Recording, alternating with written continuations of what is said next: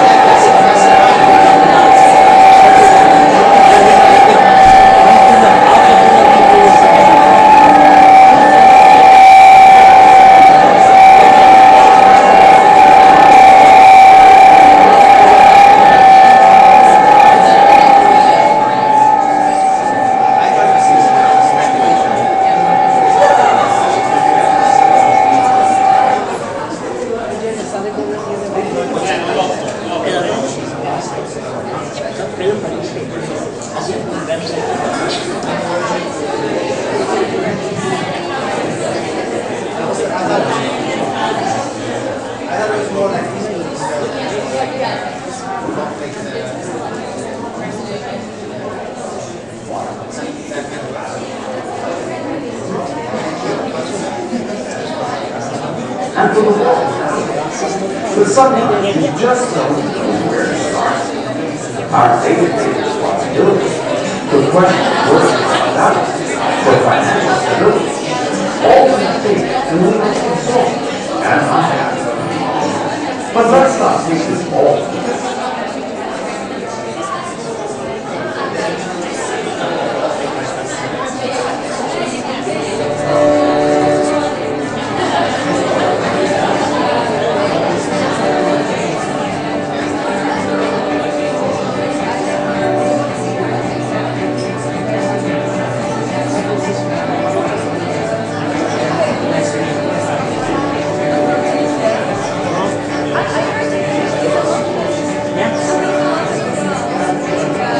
for granted.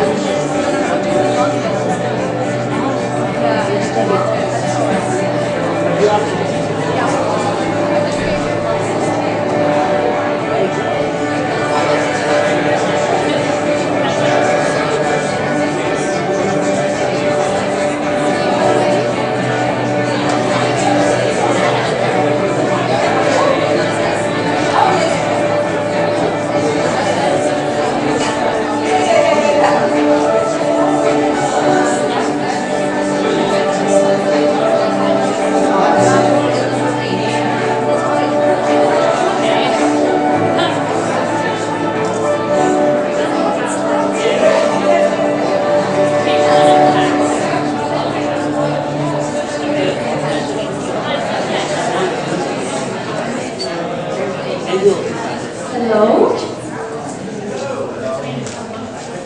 Good afternoon, everyone. I'm Karolina. I'm the coordinator of the European Peace Summit.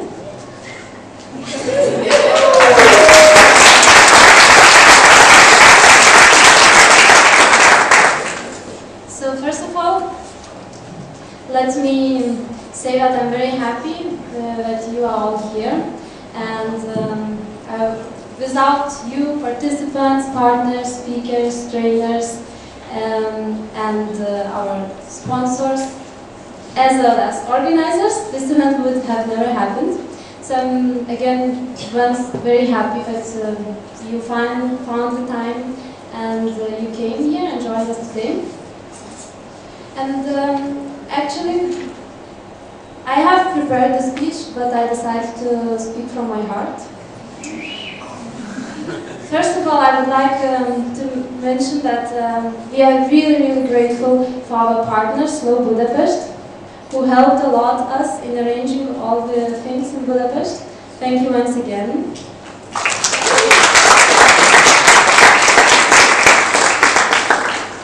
We would also like to say thank you to our media partner, the UE Mag online magazine, who was interviewing some people from European Peace Summits, and they might approach some of participants during this week too, and they will cover our event too. And finally, I would very much like to thank to our sponsor, Yatyor Bolt. Forgive me if I spelled it not correctly.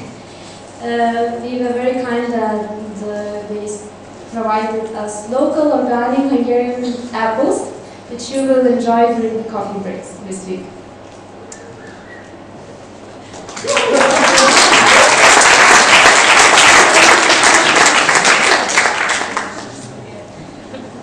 The European Peace Summit is a very important event, not only for me personally, but I believe that it is a very important event for the whole Europe. And Budapest itself too. And we are actually in a very special place, in the center, which is one of the centers in Europe working on human rights. That peace and human rights are very much related.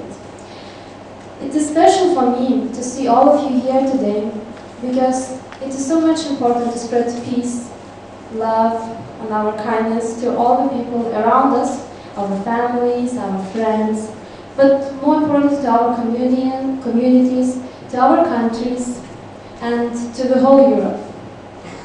Today, Europe, as never before, needs to be united and show the solidarity, show the respect and love towards each and everyone, towards every nationality. Doesn't matter if you are a migrant, if you are a resident in the country, or if you are a citizen, because we all in the end are human beings, and we are all the same. Maybe we have some differences. We might have some cultural differences, but it doesn't matter because we are all human beings, and in the end of the day, we care for the same things, and we need the same things. And if you think what we need the most, it's always our family and friends and people who love us, who care about us. We might be very important people, we might be politicians, we might be representatives of NGOs, as many of you are here today. They might be people coming from academia, or people coming from meditation and mindfulness sides who are working very much on inner peace. But if we don't have people around us who respect us, who love us, who support us, in the end of the day, we are no one. So I invite you today, and during this all week, to show respect to each other, to show respect to the trainers and speakers by being on time, and to try to connect with each other. It is a very short time to get to know each other, to find maybe some potential links of cooperation between your organizations, or to make friendships. But believe me, if you are open to connect with the other person and to open yourself to the other person, you will make friendships for life. As I started my life journey in 2011 as a youth activist, I was very open to open myself to other people. And even though sometimes I was meeting people only for 1 or 2 days, they are still my friends, and it's been 5 years already. So I wish you to enjoy this Peace Summit to the fullest, to enjoy the meditation sessions and still your mind a little bit. For the ones who have never meditated before, to start discovering this wonderful tool of inner peace, and for the ones who are meditating already, to progress more or to get to know more about meditation, mindfulness, and peace building. So welcome once again, and now I would like to play one video which is introducing World Peace Initiative Foundation, the organizer of European Peace Summit. So maybe you will find our activities very interesting and you would like after we went to join us even more. Thank you.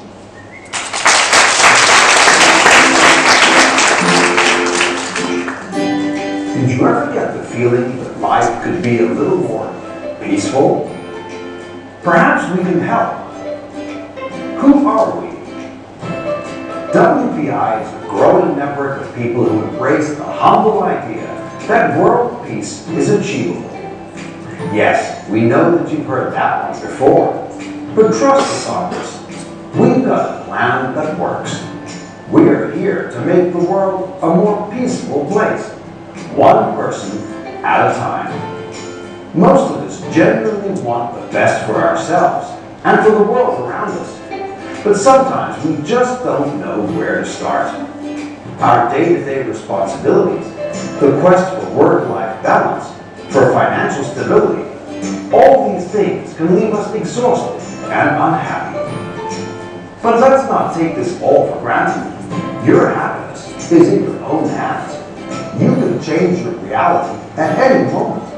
It all starts with your decision. And this is where we can lend a helping hand. At WPI, we support the self-empowerment of individuals across the planet through the use of inner peace tools and activities, such as a free 42-day online self-development program, international and regional fellowships for meditation and mindfulness practice, community activities, workshops, and training at a local level. Since 2008, we have had over 55,000 users from 235 countries and territories sign in for our online program. Our network of over 442 peace agents work in 4 continents and have reached over 37,000 people through our local initiatives. We help to build new paths towards personal and social development. As more people become aware that happiness is an inside job, they create a ripple effect that spreads outwards, creating a more peaceful, happy planet, one person at a time. We're always on the lookout for people who believe in the ideas that sustainable world peace can be achieved. Are you one of those people? Then jump aboard and get in touch with us at www.wpifoundation.org.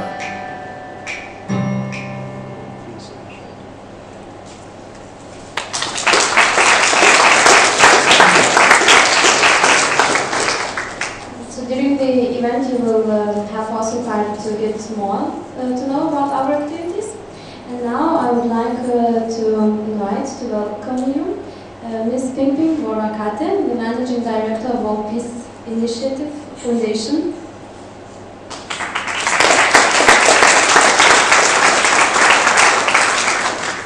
And during her supervision, Peace Revolution has implemented successfully more than 50 international fellowships. And she's traveling all around the world and sharing her knowledge, introducing EPI to people and sharing the peace to all the communities involved. Welcome.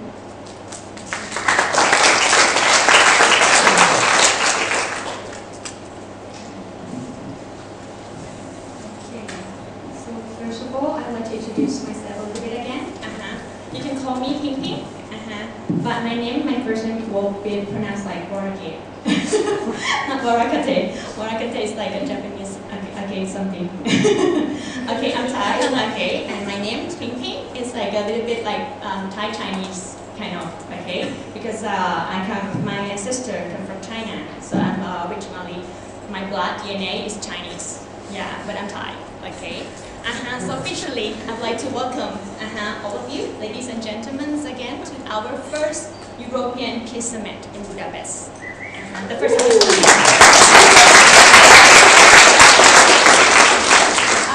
this is the first time that we organize this kind of summit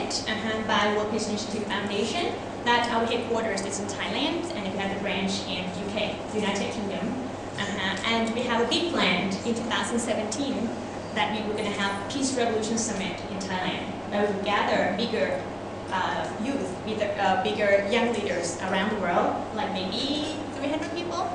Okay, Aya is our manager of this Peace Revolution Summit, and we will explain a little bit more in the future during these 2 or 3 days what is it all about. But for the first European Peace Summit, the topics is who knows about the topics of this European Peace Summit? Meditation, mindfulness. Okay, no one remember the topics of this summit? No? Connecting minds and unleashing potential. Yeah, exactly. Connecting minds and unleashing potential. But why?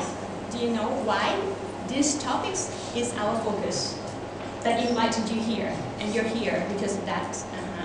Anyone would like to guess why we really prioritize the mind, potential, all the stuff? Maybe because it is one of the best ways of which what you want to peaceful world, connecting us to connect to others. Thank you very much. I think the first questions that we should ask ourselves is that what is the mind? And what is the difference between the mind, the heart, and the brain? Human being consists of 2 components, body and mind, right? And if you compare the mind as a driver and body as a car, our minds control our body, and the heart and the brain is the part of our body, right? So being able to drive the car in the right direction, we need to know the driver. Is it? Actually, the mind is also the body somehow. So the body and the mind, I think, they're interlinked. The mind in these terms is not related to the heart or the brain. The mind is something else that you may learn more in the next sessions. For us, the mind, we define it differently. Yeah. And the mind is the elements, it's not the organs, but it's control our thoughts, speech, and action. Some people may call it maybe conscious, subconscious, possible. But some maybe call it spirit, but we will not make it like that in these terms, so we call it the mind. Okay? And connecting minds, unleashing potential. How the mind related to the topics of unleashing potential? That's another question that we will discuss during this 4-day summit. Do you know how the mind connected to unleashing potential? Anyone would like to share some ideas? No? If you use the mind at your best, you can unleash your potential. Yeah. Who else? Yes? It's all in the mind. Okay. Positive thoughts, thoughts.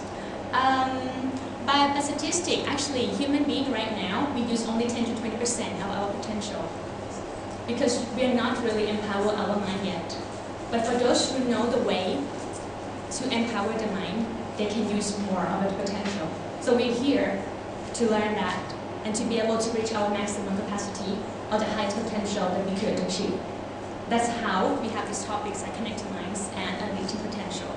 You will experience that by yourself, to how to explore it, how to empower it, and how to connect it, okay? So this summit initiates something different than any other summit that you may have experienced before. Because the format of the summit, if you know that from the program, we have the meditation together or our inner peace time in the morning, every morning before we discuss, which is quite different from any other summit. And we will try and let's see what will happen. But I would like to recommend 2 key elements of successful tips that you should have to guarantee that you will achieve what I discussed, connecting mind and potential. The first one is the mentality. The mentality, what is it? I recommend you guys here to try to make everything simple, basic, and easy. It seems to be very simple things, but some of us here may be very used to complicated things without knowing or without realizing it. So I'm just like trying to let you know, like try to everything to make it simple, go to basic, everything easy. If it's go to this direction, it's correct mentality here. Okay? Why I have to mention about this point? Anyone would like to share? No? Yes. As we grow older, we tend to complicate everything. It's very stressful. Yeah, because we have been taught. It's okay. Because we have been taught to be complicated somehow, and that because we would like to be smart, we would like to be professional and successful in life. So we were taught that way.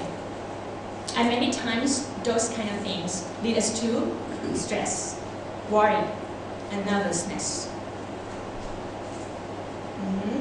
And one more thing that it will create and give you is the word ego. I will mention this word and you will notice that and observing yourself later. Why I use this word ego? Because the word ego, it blocks the perceptions, it blocks the learning process, and it's blocked the learning skill. The learning skill, the very foremost and very important listening skill is listening to yourself. This is the most important key elements of success in people's life actually. Because we try to look outwards, we try to search far and wide, reading books, successful books, actually go far to come here to listen to speakers. But actually, if you have the ability to listen to yourself, you should be the one to know yourself the most. You should be the one who can answer what you want to be and what you want to do. And how we can acquire that ability. This is what I call the mentality that we need to adjust a little bit during these 3 or 4 days as an experiment to make it simple, basic, and easy. Okay? That's one thing, mentality. Another thing is practice. This practice, we call it meditation or inner peace time. This practice, we need to try to keep it regular because we only have three times, right? 3 days. Tomorrow, like 5th, 6th, and 7th. Just 3 days in a row. So try to not miss it, okay? Keep it regular. Be patient about it. I'm sure like the monk will lead the meditation around like 45 minutes. Okay, or 30 minutes. Let's try. But be patient with that. You need continuously and regularity in doing so. And lastly is sabai. Sabai is Thai words. Okay. Anyone know about the meaning of sabai? Some of you guys know. Okay, sabai in Thai words means relaxed and comfortable. When you are in this state of sabai, it's like you sabai in Thai, like chill out. Yeah, relax, comfortable. Let it go. Okay. So 3 key for the practice. What is it? The 3 keys for the practice is regularity, patience, and sabai. Okay, 3 things for the practice. Okay, so with these 2 elements, we hope that it will help you to find yourself, to know, understand, and accept yourself better. Because for the one to know, understand, and accept yourself, it seems that they will be able to know, understand, and accept others as well. And that's important to live in today's societies, as you know that we have many crises happening all around the world. Okay? So, yes, and I hope that all of you enjoy the time here, enjoy, have a pleasant stay, and enjoy what we're learning together here, and enjoy this simplest technique that we offer. Okay, so that you will go back home and can use this technique everywhere, anytime, under any circumstance, any difficulties, or any unexpected situation that you were facing, and with one condition facing it, the condition of happiness. So you can be happy with yourself in whatever situation you're facing. That's the key elements in living today's society. So hope everyone could reach that during this short time of the summit. Okay, thank you very much for today. Welcome again.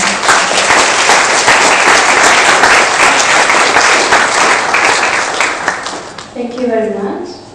And I would like to introduce to you our keynote speaker, Anca Gliga, who is a passionate youth activist working in peace building and development already for more than 6 years.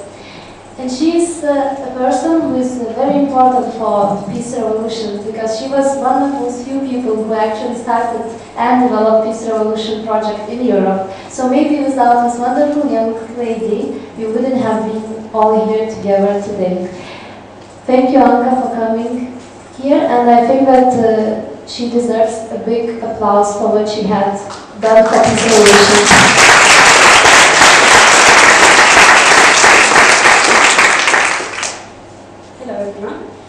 First of all, she's very kind to me. So to tell you, first of all, I want to say that I'm really, really happy to see all of you here. When I joined Peace Revolution in 2011, that was 5 years ago, something like this was quite a big dream, and I'm very happy to see so many faces here. Some are old friends and some are new friends. I'm very happy to welcome you here today.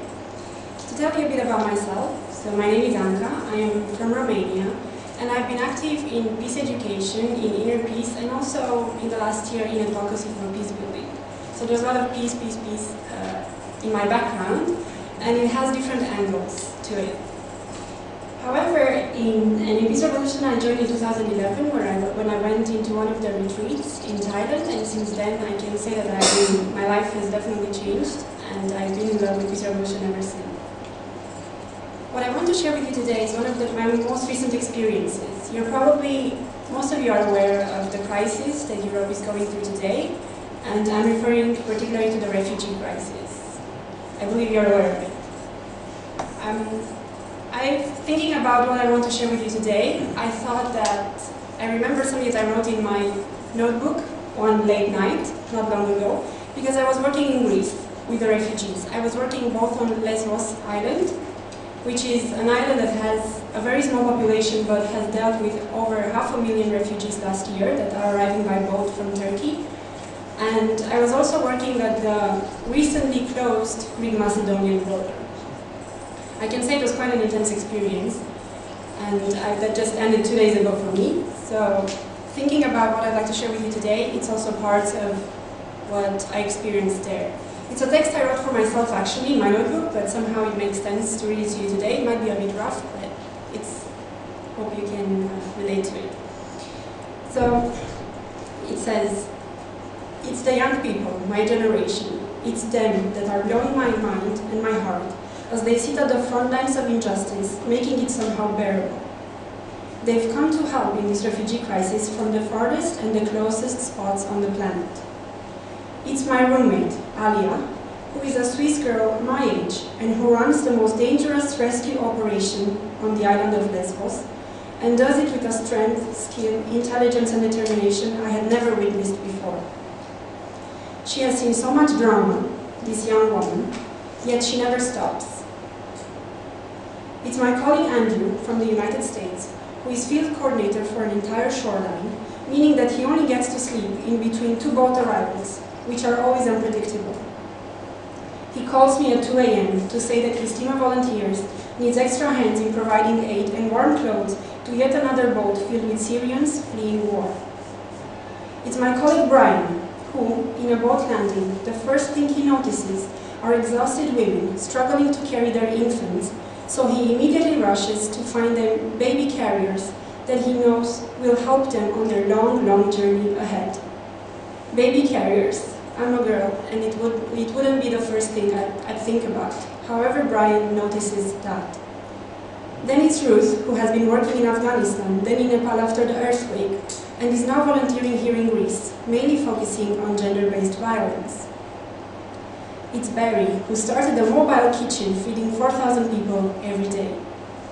It's Imam, who I met living in a tent on the side of the road at the Greek-Macedonian border.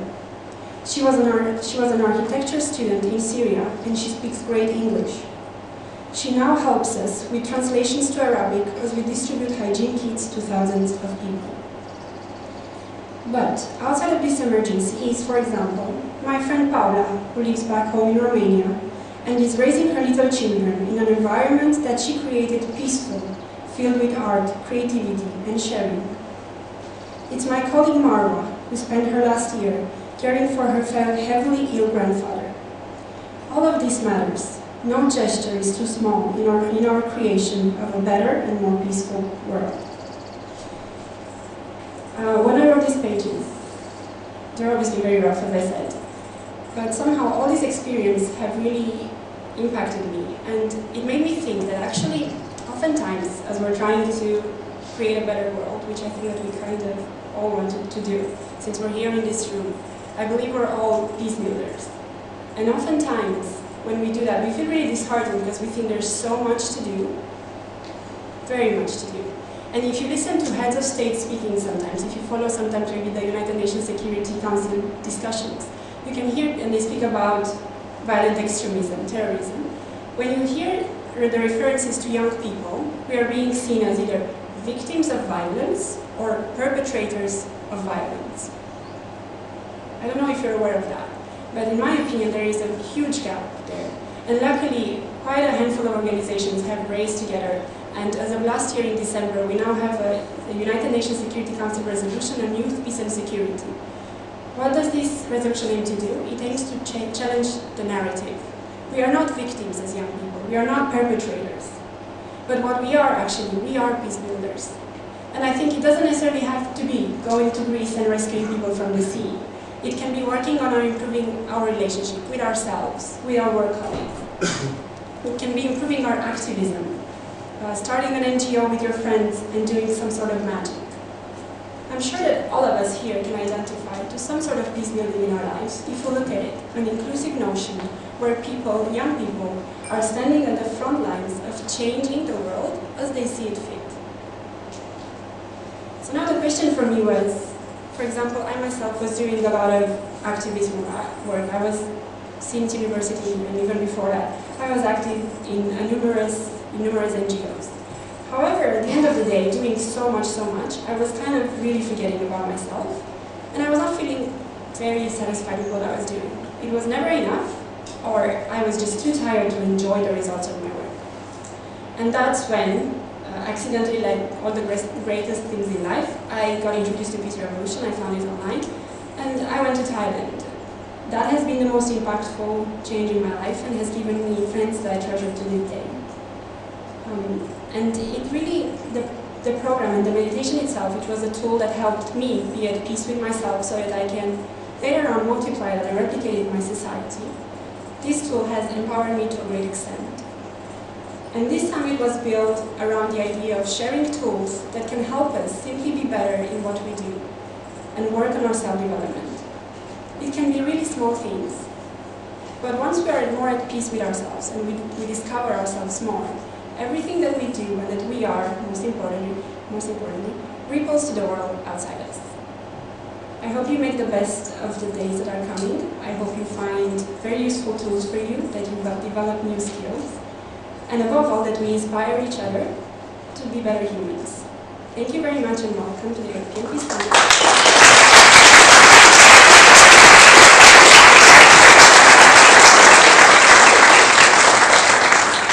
Thank you, Anca, for such a beautiful introduction which will lead to the opening panel discussion. We call it Connecting Minds, Unleashing Potential. Strangely, I don't know why, but I would like to welcome to our speakers Venerable John Paramai, Dhanissaro, which we in Peace Revolution refer as Luang Pijon or El Pijon. Please come and take a seat.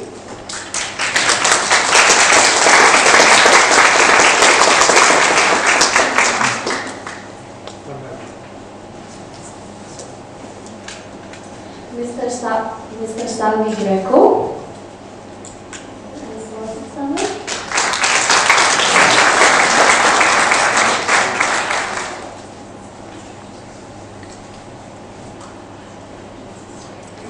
Jonathan Fritzler.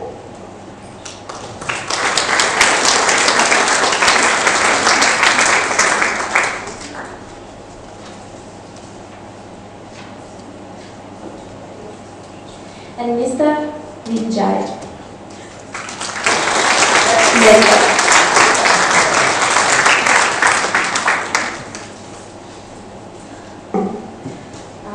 Thank you very much for joining us today. And during the session, the speakers who joined us, we will share their experience on inner peace and global peace, on the connection and the importance of building peaceful relationships, and how you can connect with each other and understand each other better in a more peaceful way, and sharing their views on activism. And I know that our speaker from Italy will share talk more about the importance of this event happening exactly in Budapest, in the center where we are here now. And Jonathan will elaborate more on the mind and our potentials. So let me introduce you our first speaker, who will open the panel. And just to understand you better the format of the session, at first I will invite everyone one by one to speak, and then afterwards you will be able to ask questions to any of the speakers. So if you have a question and you don't want to forget it, you can write it down, so it will help you. So let me tell you a little bit more about LP John. He was born in Bangkok, and he received both his bachelor and master degrees in computer engineering from Chulalongkorn University and Asian Institute of Technology. Forgive me if my pronunciation in Thai is not very well. In 2013, he went forward his studies and completed his PhD in telematics in Norway. And during his PhD study, he became greatly inspired and developed much interest in meditation. And in 2008, Longpi John decided to ordain as a Theravada Buddhist monk at the Makaya temple in Thailand, and was subsequently invited to join Peace Revolution as a meditation instructor. So you will be able to enjoy and still your mind here with Salvi John in the mornings and afternoon meditations tomorrow. Thank you, Salvi John, for joining me.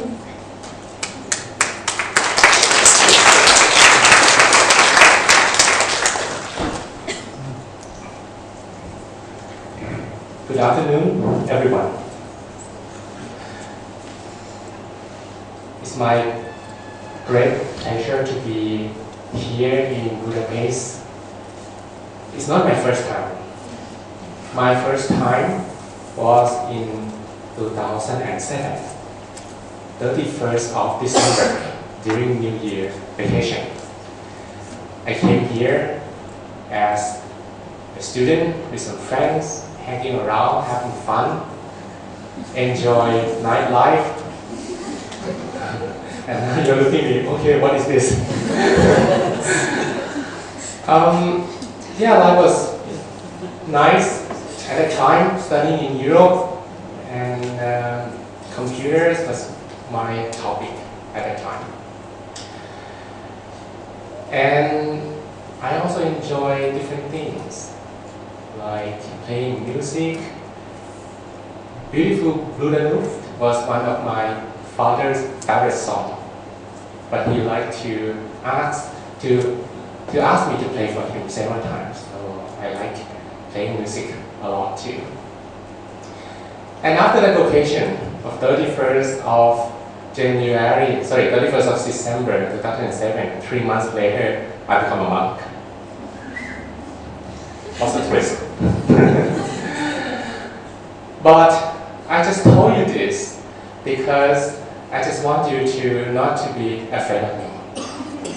Because many of you look at me, oh, wow, the only orange man. Is he dangerous? Can you control my mind? Why you wear orange? Can you do kung fu? So let me share with you. I do not have any supernatural power, okay? So don't be afraid to come close to me to talk. We can be friends, of course, we can talk together. And I don't do kung fu either. But I kept a secret, because it made me feel safe when I walk on the street. People look at me, oh, maybe that guy can do kung fu. Let's stay away from him. That's my secret. Sometimes. Alright, so just a little bit about me. So today I'm going to share with you 2 experiences.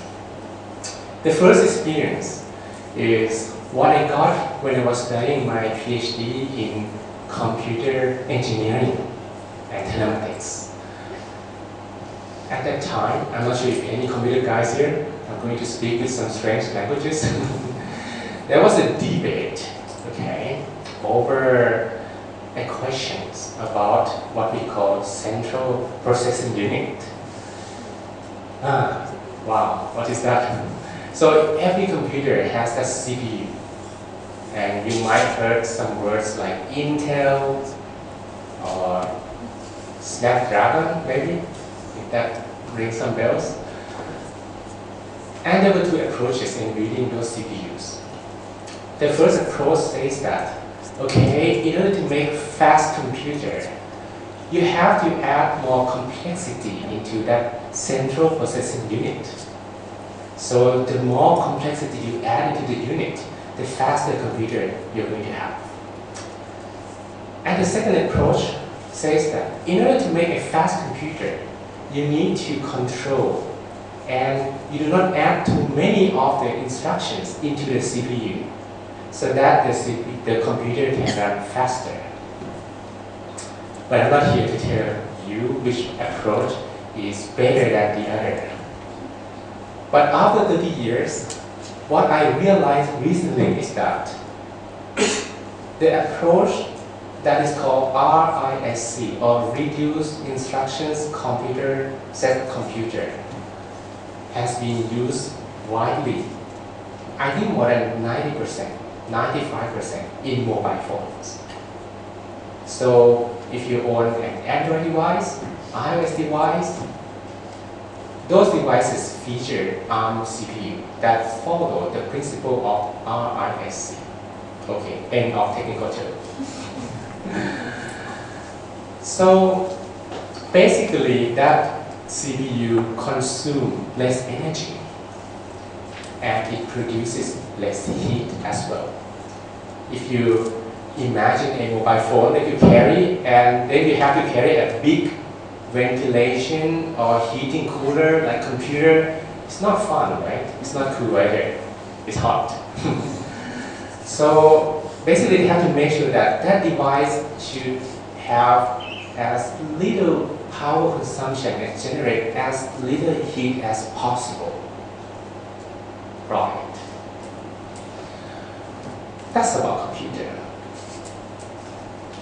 But what I learned after traveling to many different countries is that people now are feeling less happy somehow.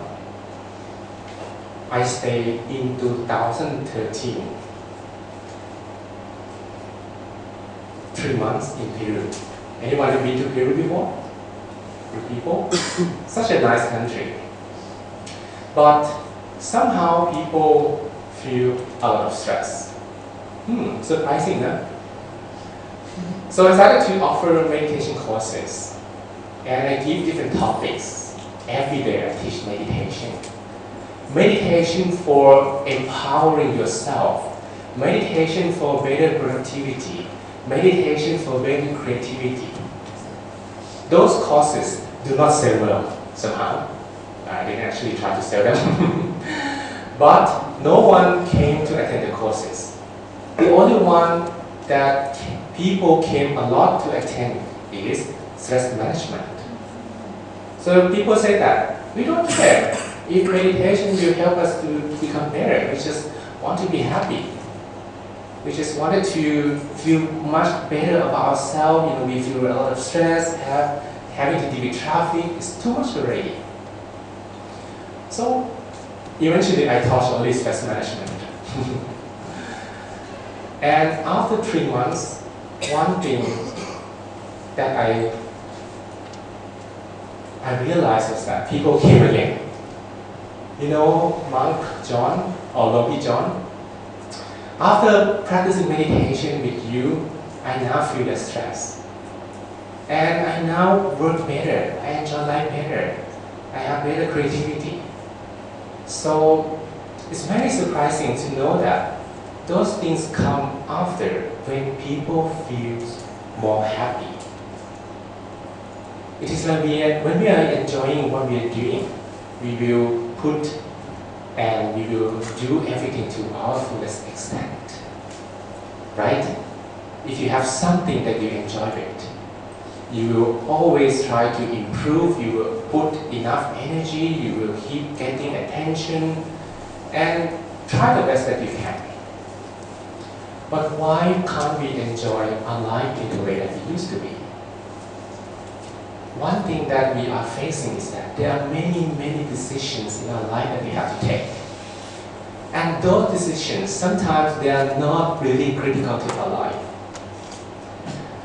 Before coming here, I also visit the website of an airline company to check in online. If I check in online, they said that I wouldn't have to get into a very long queue. And after going to the third step, entering passport, the browser crashed.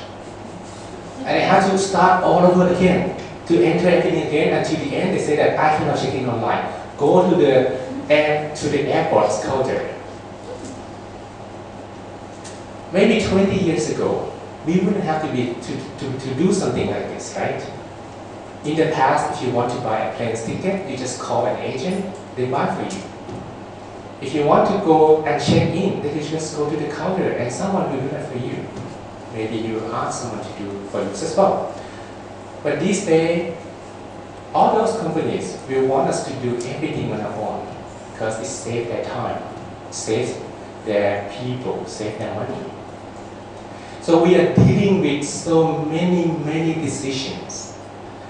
There was a book that I read, I think a few months ago, and the book says that it's about Romania.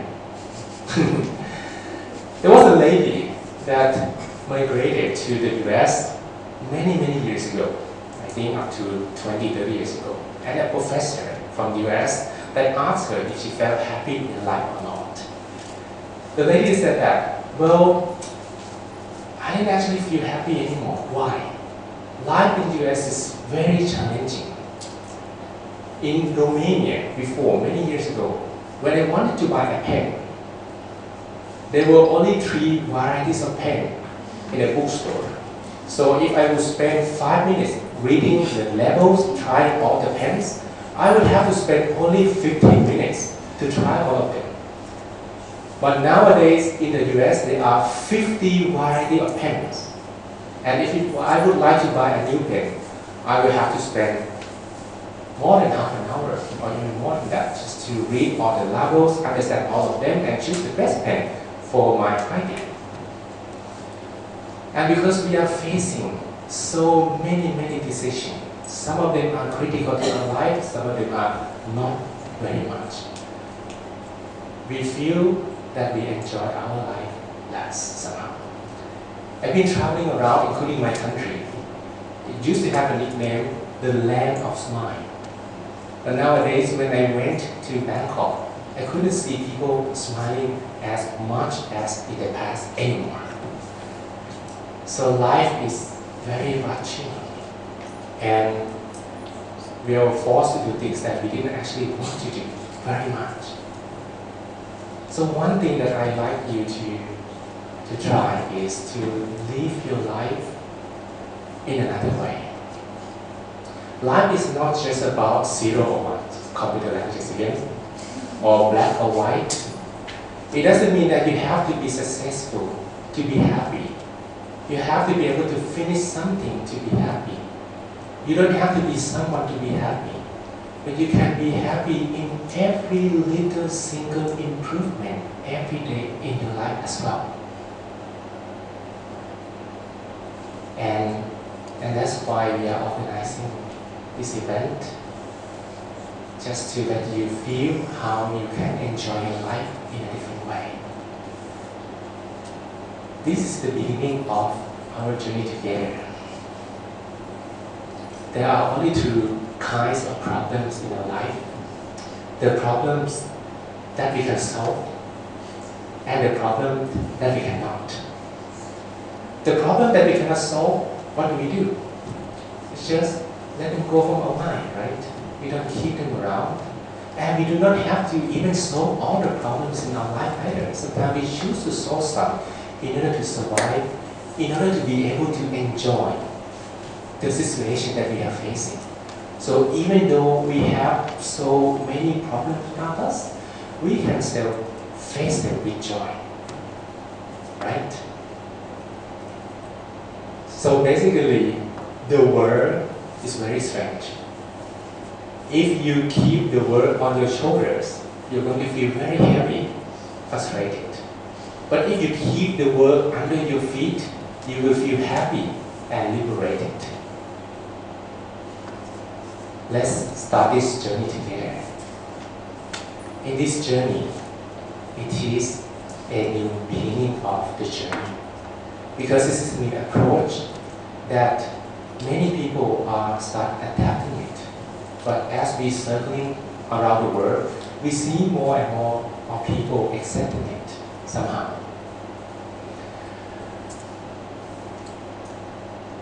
After being going to almost 40 countries so far, I didn't actually remember the place.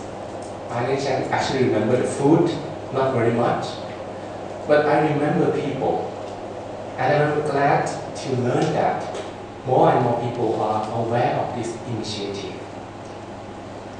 So everything has a beginning, but everyone can be heroes as well. Let us be a hero of a new era of peace building. Let us be a new hero of how to demonstrate, how to be happy, how to maintain our passions, even though we are facing tough decisions in our life. And this is called a journey to joy.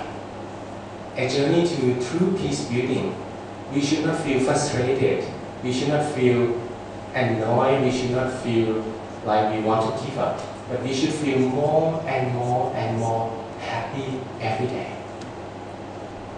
And I hope you will come to the same train, come to the same flight, and we are going to take off together. Thank you for your attention.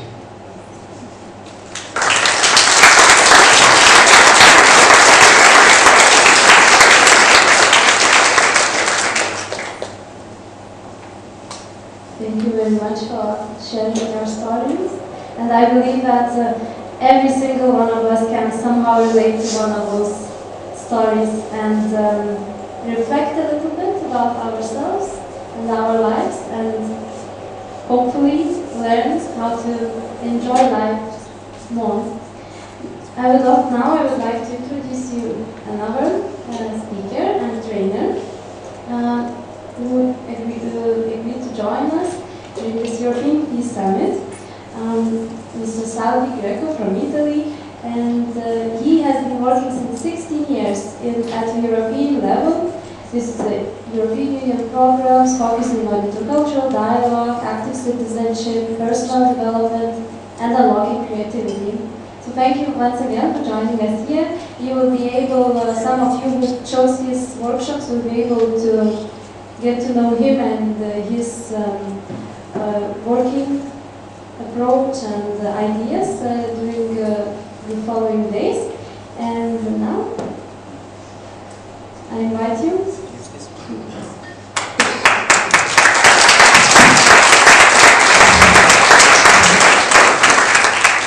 Hello. Good afternoon. I think you can hear me, but I don't think that all of you can see me, right?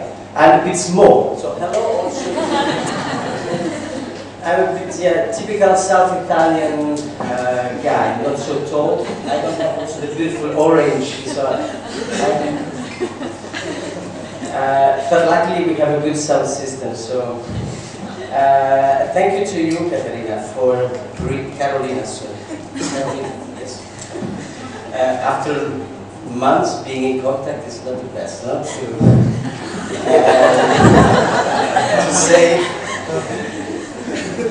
no, this is Karolina. Okay. So thank you to Karolina and to Peace Revolution for this summit. But when I say Peace Revolution, I like to say more specifically at least two names that were a bit my contact person who somehow brought me here. Yeva, that I don't see now, but she should be somewhere. Hello. Yeva and Manuela, that is not here unfortunately. And besides Karolina, also with Anca Gliga, we were in contact for some video interview. So thank you to all the staff for this. Few words about me. Karolina introduced me as a trainer. On the website it was written also activists and hosts, and honestly I don't know exactly what all these things means together. But working as a trainer at the European level with programs of the European Union, maybe you know about the Youth in Action, our Erasmus Plus program, these wonderful programs of the European Union, mostly for education of youth.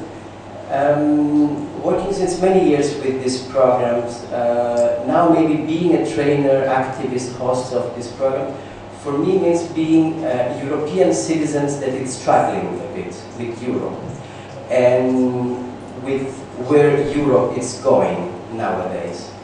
But this maybe comes a bit later in a few minutes, because this little speech talk, I don't know how to say, but the frame is a bit the art of conversation, because also the workshop that I will be giving in the next days, the book telling story lab, is about, you know, these things of having meaningful conversations. So the frame was a bit the art of conversation, and when I was thinking what to say about the art of conversation, thinking about this moment, so what to say about the art of conversation, and my first thought was, I don't have any clue about what is the art of conversation. For two reasons mainly. First, because as a trainer, working in the field of non-formal education, I work mostly practically, in small groups, hands-on, so it's practicing. It's not, usually I'm not in this position. This is not my element, let's say. And secondly, because conversation is really nothing new, like storytelling. My workshop is a lot about storytelling. And now, you know, storytelling and the art of conversation, it's like big new trends, but it's not like that. It's the oldest thing, no? The natives of America or tribes in Africa are using conversation techniques since always to deal with the issues they have in the villages, to find solutions, to solve conflicts. But sometimes there are these big new trends that become kind of new religions. So everything is about storytelling, everything. But then not knowing what to say about the art of conversation, I was still thinking to say something. Then I did what billions of good researchers around the world do usually, Google. So you put the art of conversation, and of course you get lost. There are tons of things. So I was trying to read a few pages, and nothing really exciting. I mean, very interesting thing, again, repeating, same things repeating, a bit boring in the end. So I decided not to follow anymore that track, and then I was just focusing on the meaning of the words, art of conversation, and then also European Peace Summit.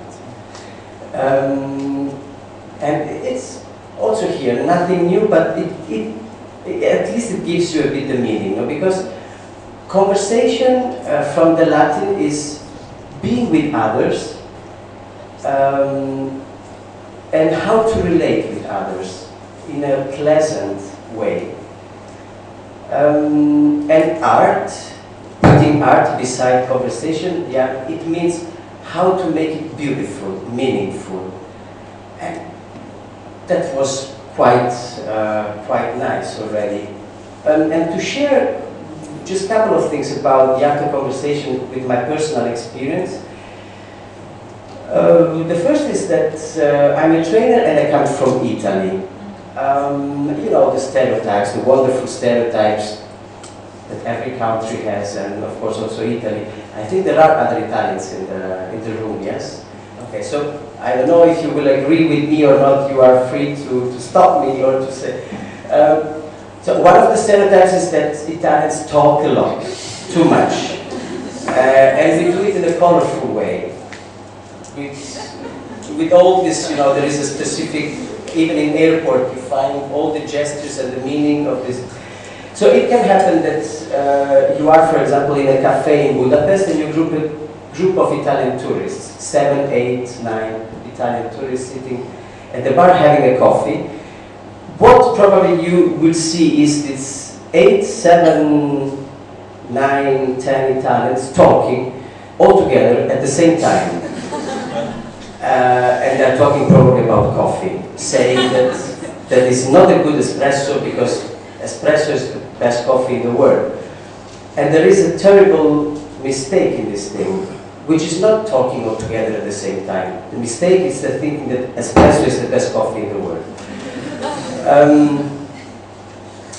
Thinking about meaningful conversation, sometimes around a table of 6, 7 people talking all together at the same time, I'm the one that keeps silent, trying to listen, to understand something. And what I get is, Salvi, why are you silent?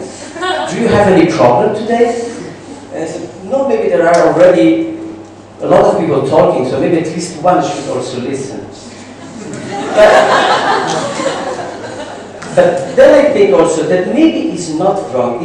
If conversation is about relating with others meaningfully, nicely, and if the conversation happens still in a nice way, if in this conversation among 6, 7 people, and sometimes you have parallel conversations, it's not only one, and people having a conversation with that person is still following the other one, and they interact in a nice atmosphere, so maybe it's not totally wrong, no? To say that there is not one way to have a conversation. It's not only sitting in a council, in a circle, and religiously listening. That's nice. It's what I prefer. But if a group of people are nicely talking and still relating to each other, then it's still okay. The other experience is more from my professional background, trainings in non-formal education. I don't know if it happened to you to be in this kind of trainings. Most of the times are wonderful experience. In the end of the training course, we get many times the feedback from some participant. It was a life-changing experience. Because whatever is the topic about, the power of non-formal education is a bit that it's always also about self-development. No? People have the time and the space to reflect, to think, to grow. And many times, if you are the trainer, you might be tempted to think that this life-changing experience was because of you, which is nice to think, you know, and it's partly true, because of course if you are the trainer with the 2 other people there in the team, then of course you have a role. But I think that thinking about how to start a conversation, which is not only the interpersonal communication, meaning talking, listening, but how you establish a bit more the overall conditions in the room, how you create the conditions, then I think that as a trainer, as a facilitator of a group, the most important thing I can do is to step back. If I want to give space to people, I have to leave the space. And this for trainers in our field is not really the easiest thing, because many times, I think Ping was talking about ego before, and you know, the ego sometimes brings you more to take the center of the stage, not to leave. So for me, working in the field of trainings, to create the conditions where people can have a meaningful conversation is to leave the space, to step back, and not to step ahead. So this training sometimes can be also a bubble. This is a risk. Wonderful experiences in small groups, and of course this is important because we know that the change start from the personal dimension, and that's the first step and maybe the most important. But still sometimes we struggle if this wonderful dimension is a bit a bubble, a happy bubble.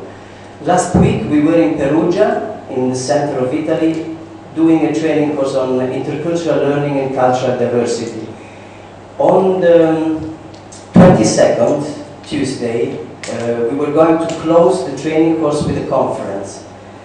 And then in the morning, we got the news that in Brussels, it was this terrible...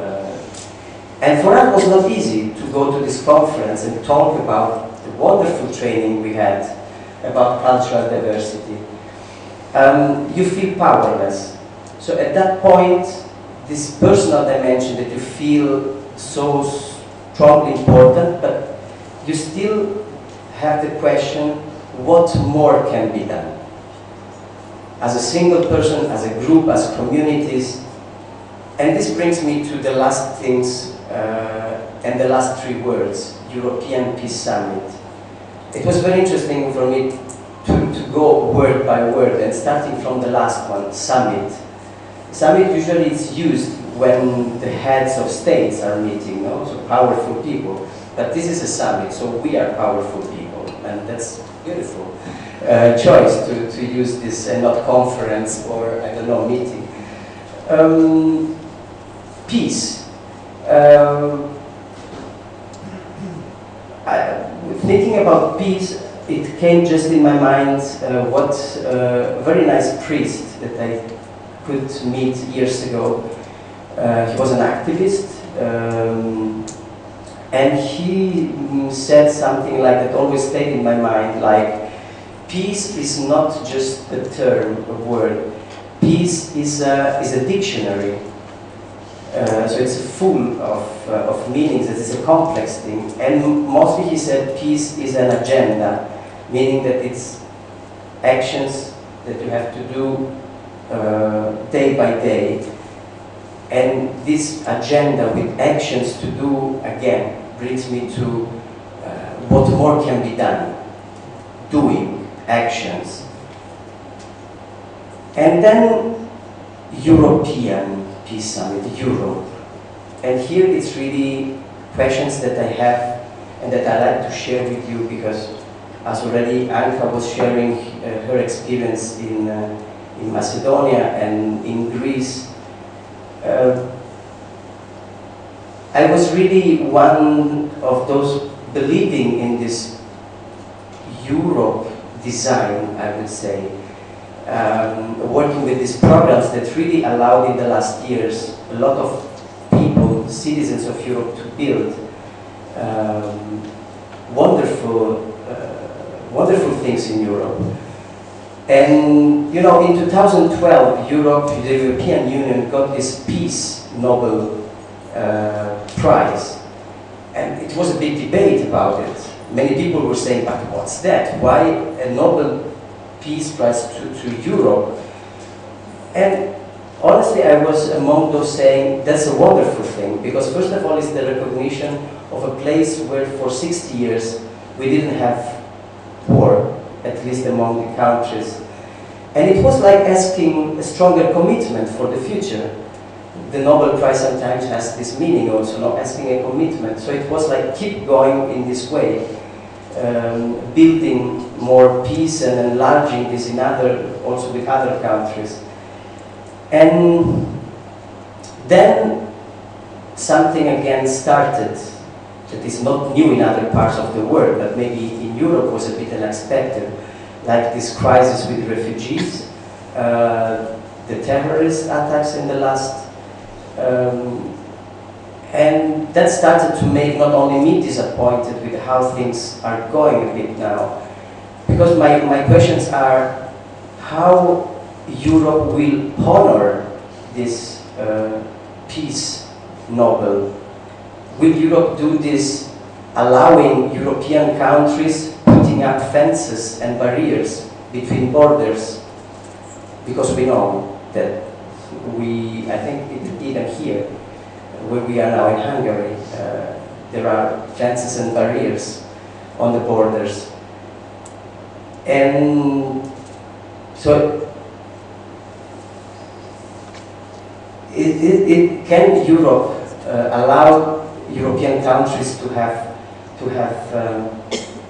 borders, fences on the borders, and how to face with the crazy rude debate that there are in many countries in Europe after these terrorist attacks against Muslims, to make an easy example now.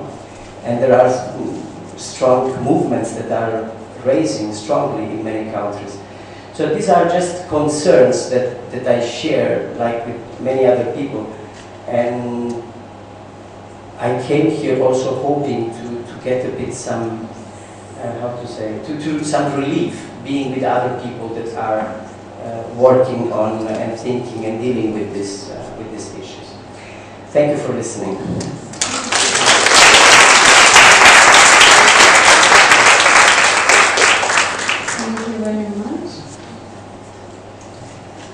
Now, I would like to introduce Jonathan Fritzler, who is the founder of a sacred strategy with the mission to activate conscious entrepreneurs to change the way the world does business. Thank you, John, very much for joining us here today, and the floor is yours. Thank you. I'll stand up for this one. And you know, I think we all should stand up.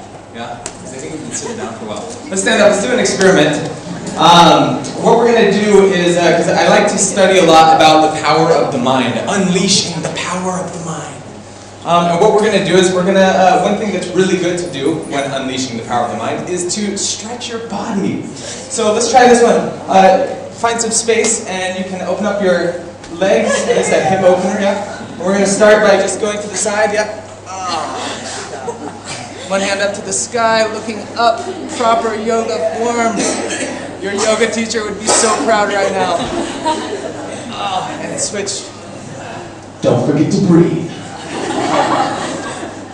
Alright. Yep, and then grab your hips.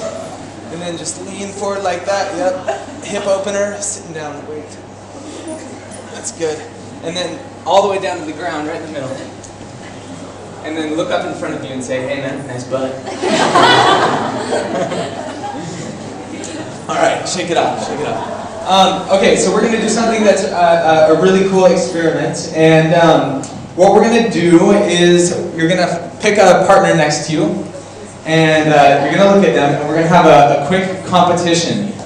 And this competition is all about saying compliments about this person. Back and forth until the other person can't go anymore. Are you ready? Set, go.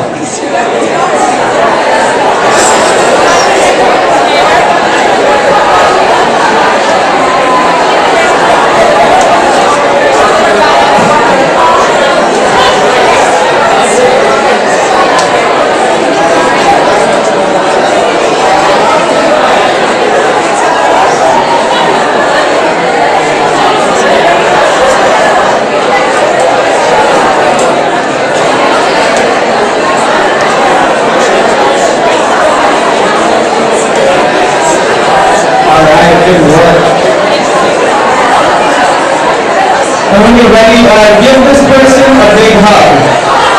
Give them just a nice big squeeze.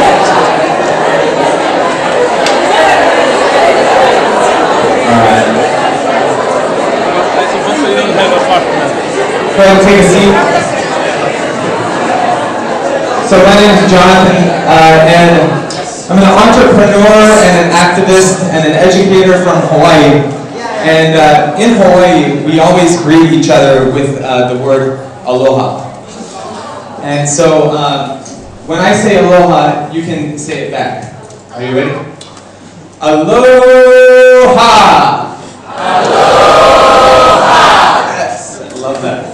I love this word so much because the word aloha means to say hello, but it also is to honor the breath of life that is within each person.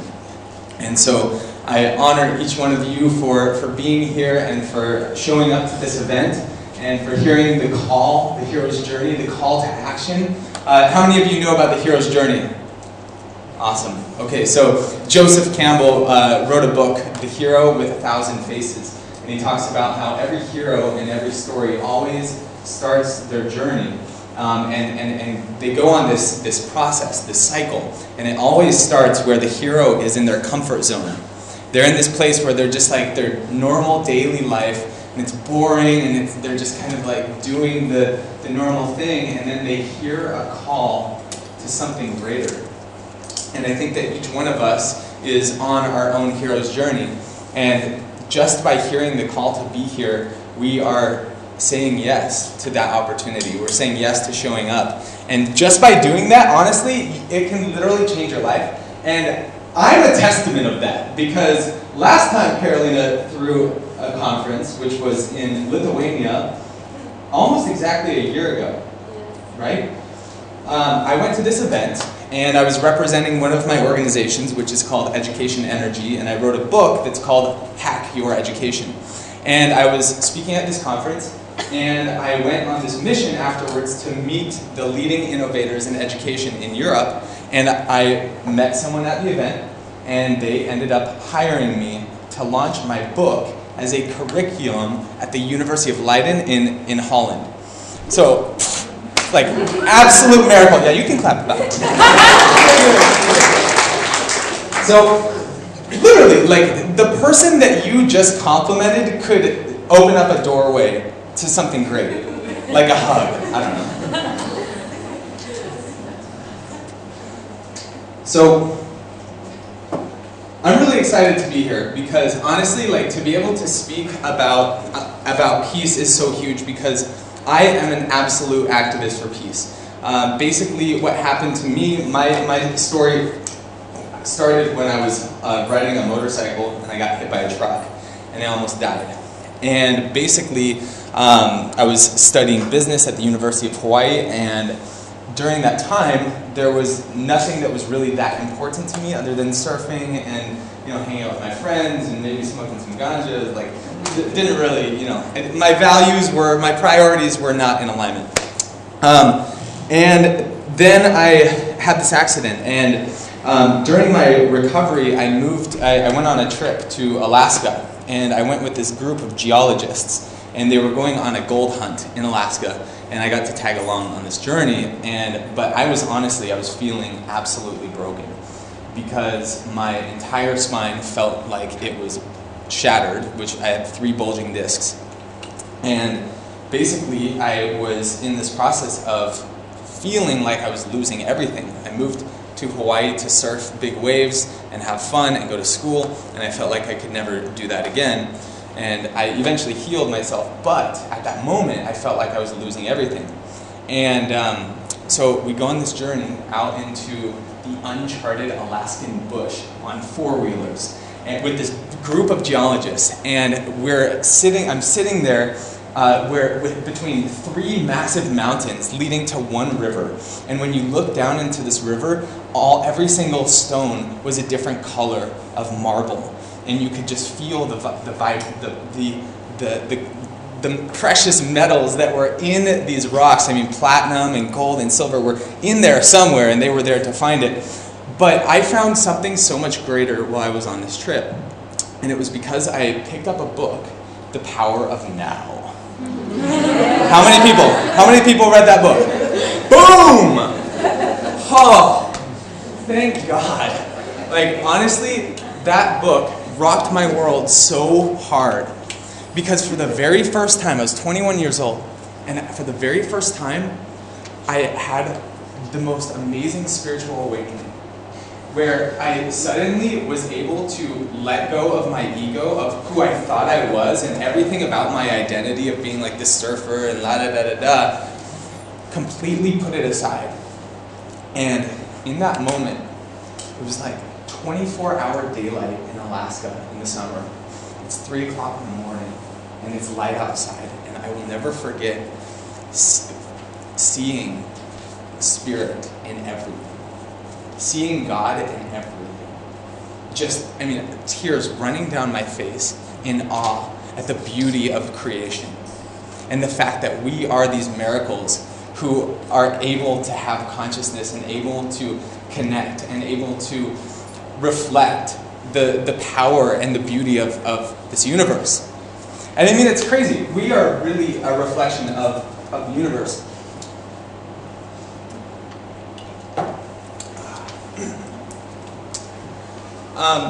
Think about it.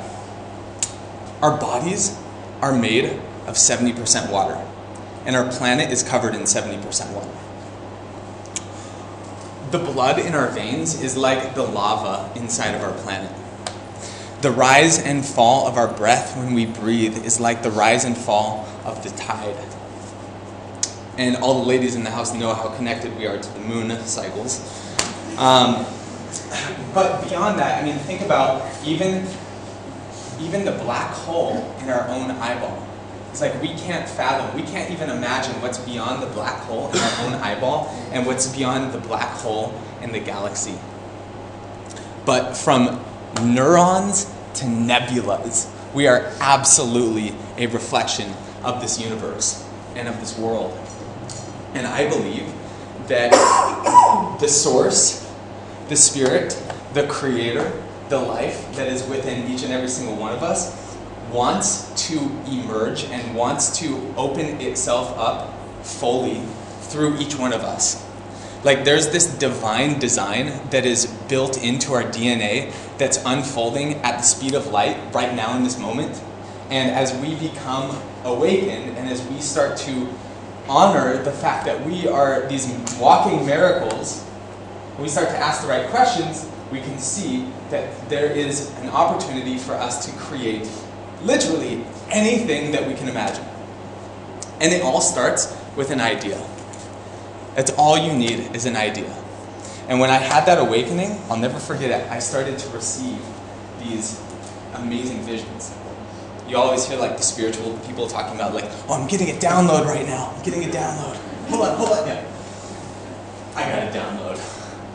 I had this vision. I had a vision of my future. I was called to action to create this organization. I didn't even know what it was at that moment, but I just knew that I was supposed to start. And I knew that there was so much suffering happening in the planet and that the world needs people like us who are showing up for peace on this planet. It's the only way. So I started my mission, and how am I doing on time? You have about 5 minutes. Oh, nice. I have 5 minutes. So I started my first nonprofit organization called AMP, the Aloha Music Project. By creating this organization and starting to throw these music festivals in Hawaii, just by doing that, I created a market of people that loved what I was doing and also resonated with what I was doing. And I think that each one of us has something that we want to create where we can create a community of like-minded people. It's so important, like creating a mastermind or creating a group of people that support you. How many people have been in a mastermind group before? Awesome. Mastermind groups? Yeah, that guy has. Basically, mastermind groups are really powerful because it's a group of 3 or more people who come together with a like-minded purpose. And by doing this, it helps you to start to find people who are, on the same mission as you and want to see the same results in your life and create something epic. So by doing this, by creating this organization and hosting these concerts, I actually was able to raise money to build a $1 million recording studio in Honolulu, Hawaii. And it was only because I answered that call and I started to work on this organization that happened. And so within like a couple of years, I was literally able to just create my vision. And it was awesome. But there's always something more, right? We always have to keep creating and growing. And so actually this week I'm going to be hosting a workshop for my organization. My other company is called Sacred Strategy. And our mission is to activate conscious entrepreneurs to change the way that the world does business. Because the whole idea is that the world right now is kind of being destroyed by overconsumption and production of oil and cars, and we're destroying and pillaging the planet of all of its resources, and basically we're on this downward spiral to destruction if we don't do something about it right now, right? It's not too late. It's not too late. But we need people like us to come together and actually create solutions to solve the problems. And I believe that entrepreneurs are the people who are going to save the world. Social entrepreneurs. And the reason why is because the organizations, the multinational corporations who are utilizing and taking all these resources, use the power of business to build those businesses. We need to build businesses that are sustainable and that are based on peaceful practices and principles. And so we have the power to do that. And people want us to create businesses so they can buy from us and not from Walmart or from, Nestle or any of these, big evil empires.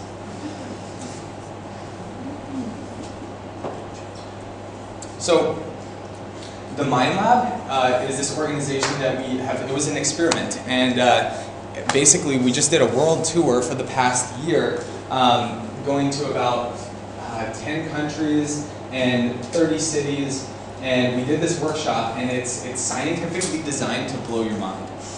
Basically what we do is we take the leading research of what we call practical quantum physics, neuroscience, and heart coherence research, and apply it to our life strategy and our goals so that we can actually start to hack into our subconscious mind and reprogram ourselves to tap into new opportunities for our life.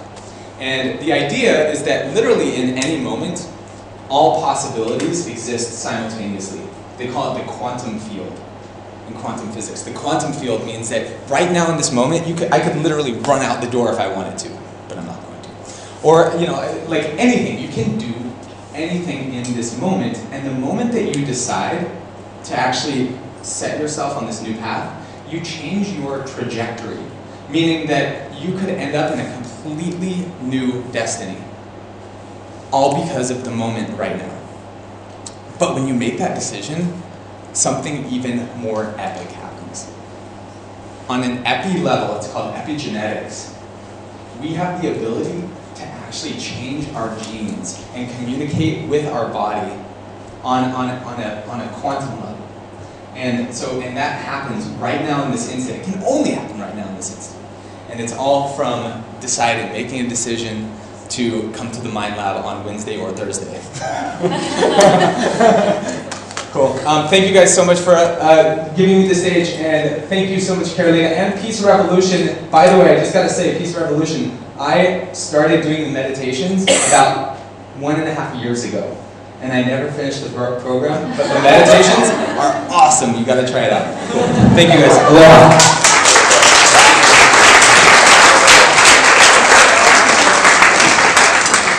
So now you are in the right place to finish your program. Thank you very much. And let me welcome you, the last but not least speaker, Mr. Vijay Mehta. He is a distinguished author and leading peace activist and a champion for development and human rights. He is the chair of Uniting for Peace and founding trustee of Fortune Forum Charity. He is also a board member of National Executive of Campaign for Nuclear Disarmament, working since 1979. And Mr. Vijay will be talking about inner peace, from inner peace to global peace. Thank you very much for joining us here.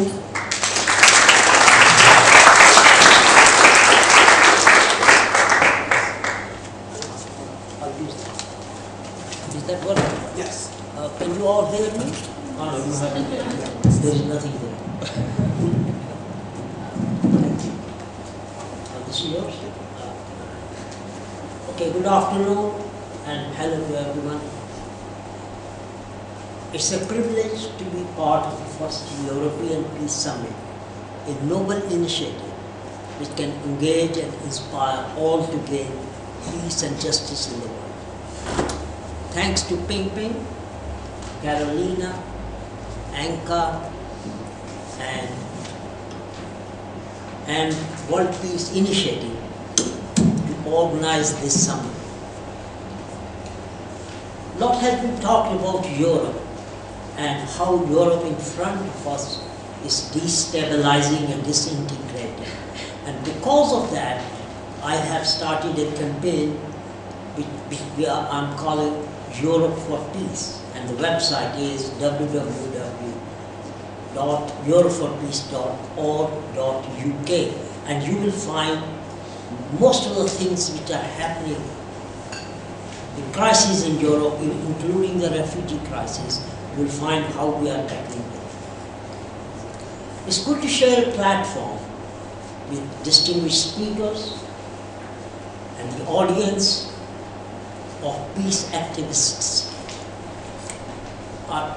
Your courageous actions are a driving force for all the changes taking place in the world today. My talk of today is about building a world of genuine peace, where the weak are safer and the strong are just, a life without fear, a life of freedom of expression and opportunities available for all to fulfill their potential. I will explore how through inner peace and philosophy of non-violence we can reach the goal of global peace. So what is inner peace? Inner peace is a triumph of the spirit which promotes the culture of respect and celebrates unity and diversity, moving us towards understanding cooperation and universal peace. Inner peace is a power within all of us or every human being which can be effectively used to change the world to a more peaceful place. And what is non-violence? Non-violence is a belief system and belief and value system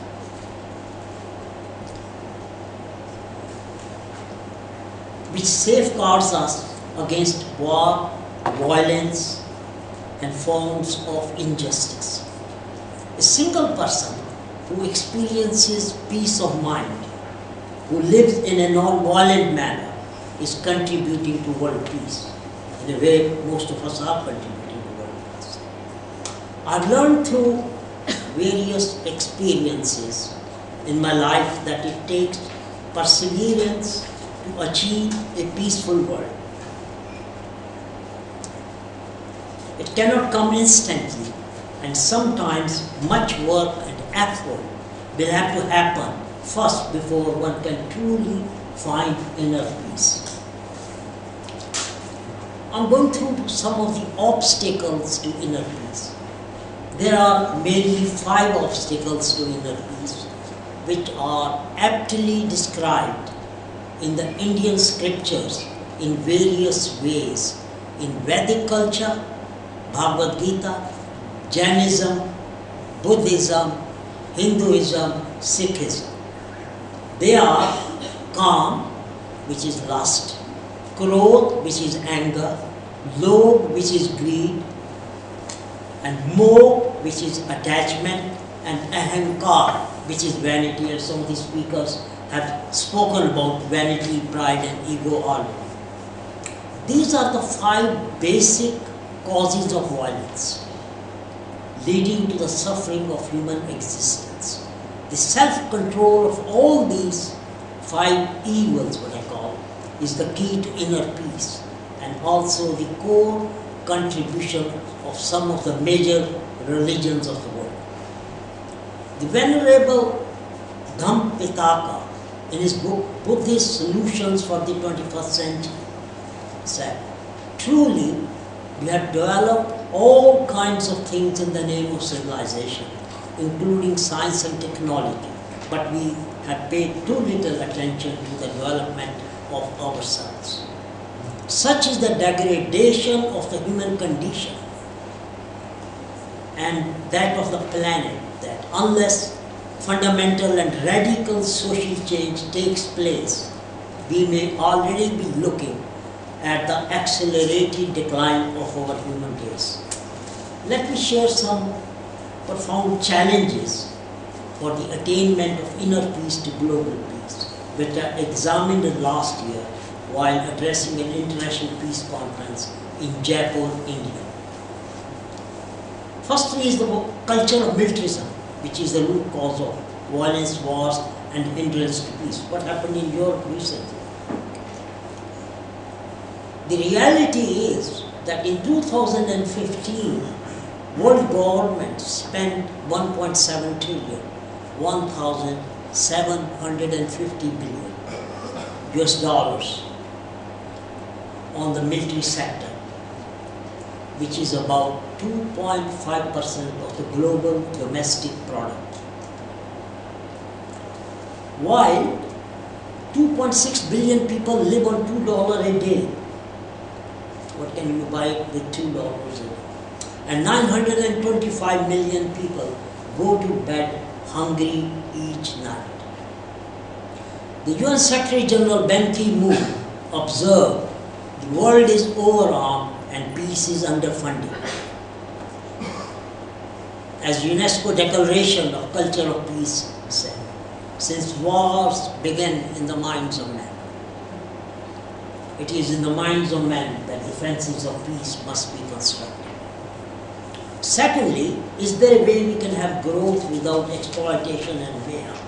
Because most of the problems facing the world today is through propagating new neoliberal austerity agenda, increasing poverty and inequality. Thirdly, will be able to combat terrorism and religious extremism, which some of the speakers have alluded this afternoon, which is flaring in many parts of the world and also in Europe, based on hatred and irrational attachment to religious ideologies. We are programmed and conditioned like computers. We are Catholics, Protestants, Buddhists, Muslims, Hindus, Tutus, Hutsis, Tutus, and so on. And you know what happens when we are programmed? This conditioning, next thing is hatred, war, and separating ourselves from the others. So the question is, overall question is, if there is so much violence, turmoil, and chaos around the world, how can we attain inner and global peace? The short answer is by love, forgiveness, compassion, tolerance, reconciliation, ongoing dialogues. There are some of the things which leads to peace. And also, like some other speakers have given their own solutions. One of my solutions is practicing 5 timeless thoughts and actions. One can attain inner peace. These are simplified. The simplification of life is one of the steps to gain inner peace. Forgive. Forgiveness is divine. Inner peace can only be reached when we practice forgiveness. Acceptance of what we are, how we look, whatever our beliefs are, brings tranquility. And do what you enjoy most, what you are passionate about. And lastly, do not lose your inner peace for anything in this world. Gautam Buddha emphasized on the value of right mindfulness for everyone. He said, check your mind. And Mahavira, founder of Jainism, said, whoever conquers mind and passion and acts with true austerity shines like a fire in which the sacrifice and offering has been poured. In his book, Being Peace, the Buddhist monk Thich Nhat Hanh said, without being peace, we cannot do anything for peace. I think our gathering here is that we are inspiring each other so that we can go wherever we come from and do something about peace. So we have to create peace in ourselves, inside ourselves. Peace must dwell deep within one's own being before it overflows to others. Although already it seems we are in a major ideological shift, that's why we are all here. Cities and towns are becoming more diverse, and our world is increasingly becoming interconnected and interdependent, like the concept of non-violent inner peace cities.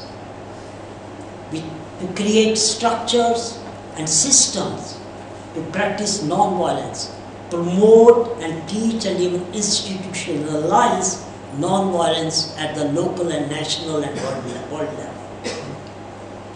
Gandhi said, we must become the change we want to see in the world. So what we need to do is expand our horizon of inner consciousness to attain wider peace in the world, because path of peace brings peace. So the whole world can join in to follow this principle. And also there is the importance of education. Education in all and education for all. And education in 5 elements. What are these elements? Education for body, for vitality, for mind, for intellect, and for the spirit. Because education for all means all men and women, young and old, rich and poor, leaving no one behind. And I'm going to go now to non-violence, because without non-violence it's very difficult to reach or achieve inner peace. What is non-violence then? First of all, let me say that non-violence and inner peace are mutually reinforcing in an increasingly interconnecting world. As real non-violence begins inwardly, uncovering our own inner state of peace, love and happiness. Non-violence, as I would love to call ahimsa, which has got a bit of more meaning for us Indians because we practice it all the time, is a positive form, is an immense, and non-violence is immense love, or the greatest charity you can think of in the world, in which you do not aim to defeat your opponent, but seek reconciliation rather than conquest. You don't want to beat your opponent, you want to reconcile with his or her party. And that's why one should develop non-violence in thought, word and deed, and make strong progress towards it. I don't think we can ever achieve non-violence ultimately, but it is a goal we should translate, the idea, concept and practice of non-violence. Because even if we are walking, we are killing bacteria. So it's very difficult to be non-violent in this world. So our goal is to have inner and global peace through practice of non-violence. However, non-violence, peaceful means have achieved miracles. Like for example, Costa Rica, they abolished their army in 1948, and the resources other countries spend on military, they spend on education, healthcare, or quite simply it invested in in people, and nobody has ever attacked Costa Rica. Community spirits and mutual trade among countries have ended wars in Europe. Some of the examples are brilliant examples: the Indian independence movement, the civil rights movement, the women's rights movement, Northern Ireland peace process, and recently the reunification of Germany. Some of the excellent examples, and all these have not been achieved by violent revolutions, only through non-violent ways they have been achieved. I'm going to leave you with certain ideas and actions what to do. Develop the spirit. Spirituality is the linchpin, the center of gravity, which coheres or unifies everything, leading to peaceful and enlightened behavior. Practice non-violence, which is a holistic virtue and is not based on cowardice, is based on love, equality, inclusion, self-restraint and renunciation. And this is one of my babies I want to pursue, which is pursue urgent need for the establishment of peace cities, peace universities, peace ministries, to develop peace policies and adopt alternatives to violence and military. In 1984, because I've been ordered to conclude, so in 1984, the UN General Assembly proclaimed the peoples of the planet have a sacred right to peace and declared that the preservation of the right of people to peace and the promotion of its implementation constitute a fundamental obligation of the state. So let's create these non-violent cities and build inner peace. All these grassroots activists and change makers, this is one of my dreams. Let's bring it to fruition. Let me now conclude with His Holiness, a quotation from the 14th Dalai Lama, who stressed the importance of inner peace and said, "The question of real, lasting peace concerns human beings, so basic human feelings are also at its roots. Through inner peace, genuine world peace can be achieved. In this, the importance of the individual responsibility is quite clear. An atmosphere of peace must first be created within ourselves, then gradually expanded to include all our families, communities, and ultimately the whole planet. So young peacemakers, together we can transform oppressive systems that perpetuate poverty, militarism, racism, etc. from inner to global peace. If 10% of the humanity practices the great moral ideas of inner peace, then global peace cannot be far away because of the ripple effect. And the world will be a much better place to live in. Let there be peace on earth. Let it begin with all of us. All know the way, but few actually walk it. So let's walk the talk, follow our unique passions, and create a better world for ourselves and future generations, leading all of us from inner to global peace. Thank you very much.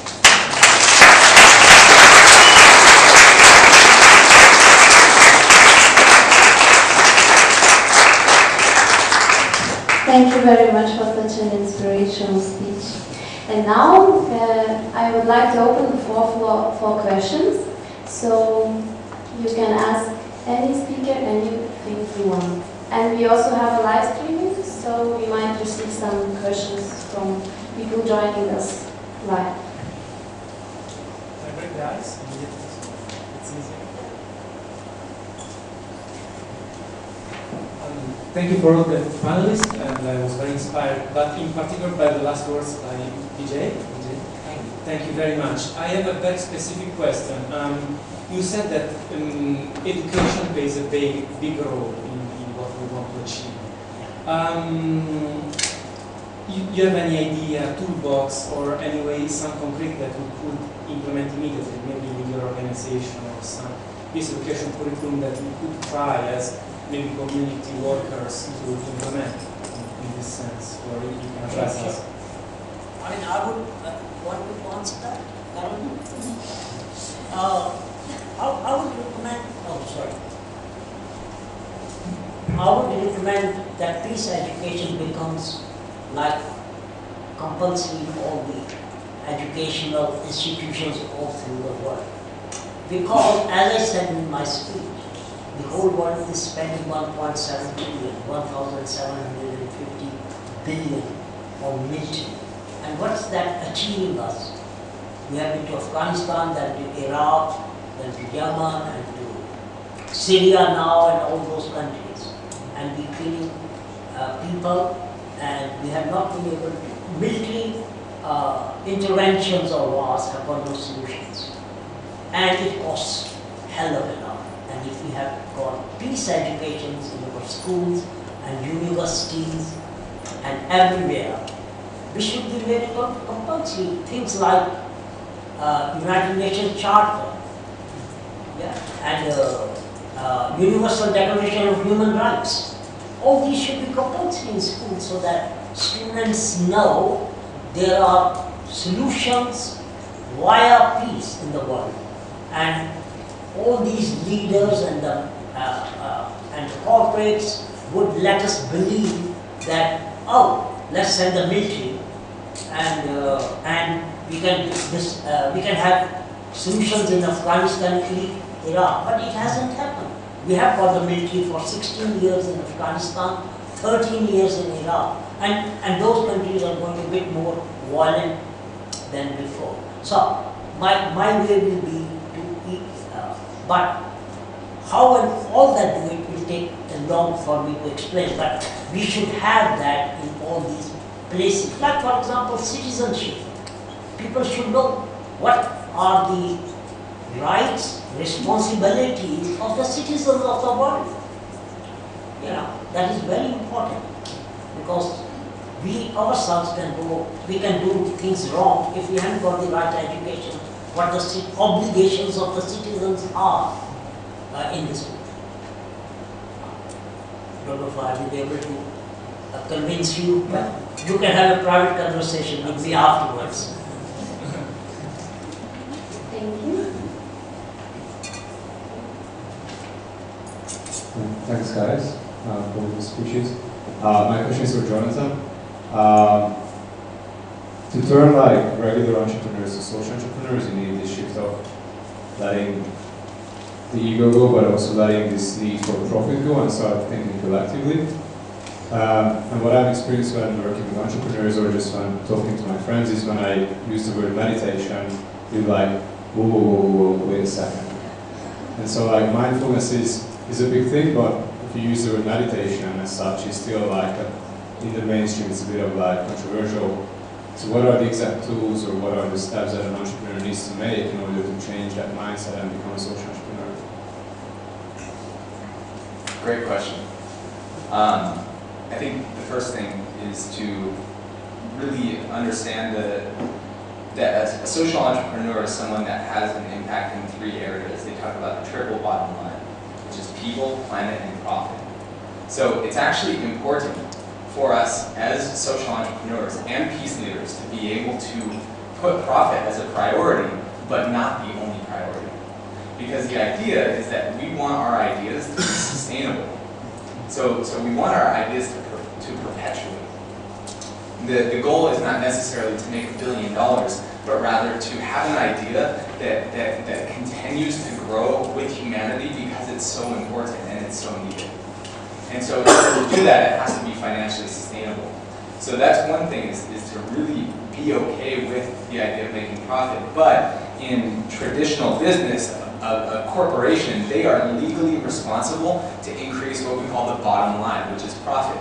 Right? They're held accountable legally to do that. That's their priority. Doesn't matter if they're destroying the planet. Doesn't matter if they're not paying people enough or taking advantage of communities. Bottom line. So this is triple bottom line, which is people, planet, profit. So that would be one thing to take into consideration. The other thing is that we are creating the future economy right now. And so we get to decide what is mainstream, like meditation. when I go into meetings and with corporate leaders, and we do these trainings, the Mind Lab training with corporate leaders, we actually have them meditate to tap into new ideas and new potentials. And so bringing that and holding that space for people to do that is important, and owning it. You know, like really just going in there and saying, yeah, we're going to meditate right now. You know, and make that part of the mainstream. Thank you. Any more questions? No. I will have one question for the Fra, if I'm saying correctly.